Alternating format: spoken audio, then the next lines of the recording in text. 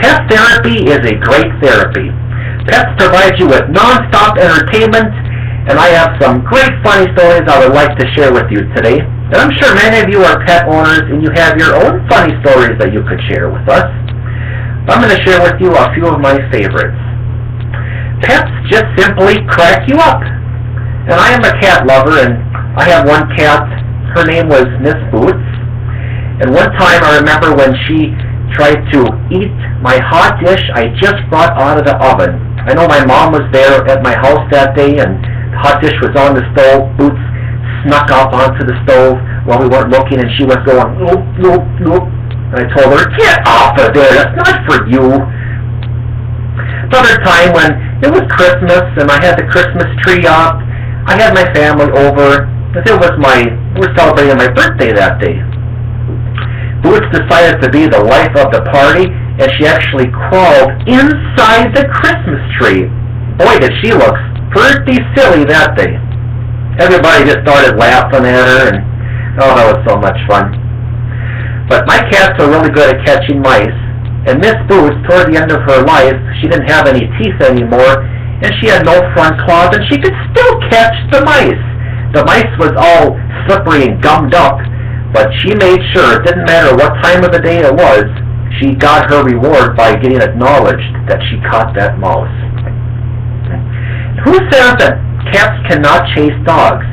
I remember one time when Boots and also another cat's name is Toby, they were outside playing, and my brother's dog also came over to my place that day. The dog was chasing the cat, and then the other cat, Toby, was chasing the dog. So just like cat, dog, cat chasing each other.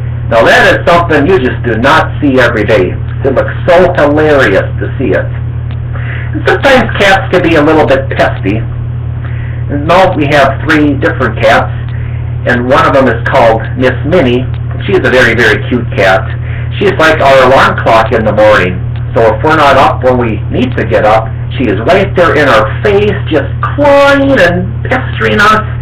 And then sometimes she goes, "Achoo!"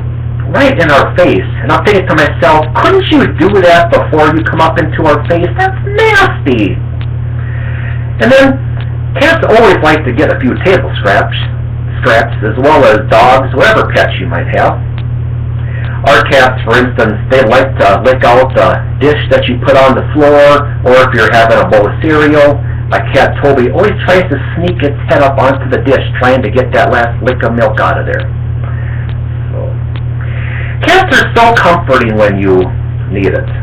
They give you unconditional love, and they are always there for you when you need them. And one thing about pets also is they don't argue with you. They have a very, very good sense of awareness. And also, when you're not around, especially if you have dogs, they watch over your house for you.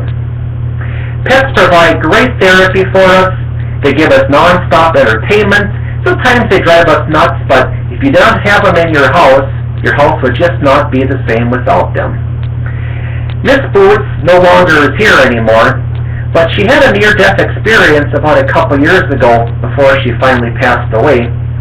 But when she was real sick, prayed for her, she got some medicine, and she actually came back and she lived another 2 years. And Boots lived her life out to the fullest. Now, if a cat can live out her life to the fullest, why can't we? And this speech is dedicated to the memory of my cat, Miss Boots, who passed away in February of 2014. Thank you very much.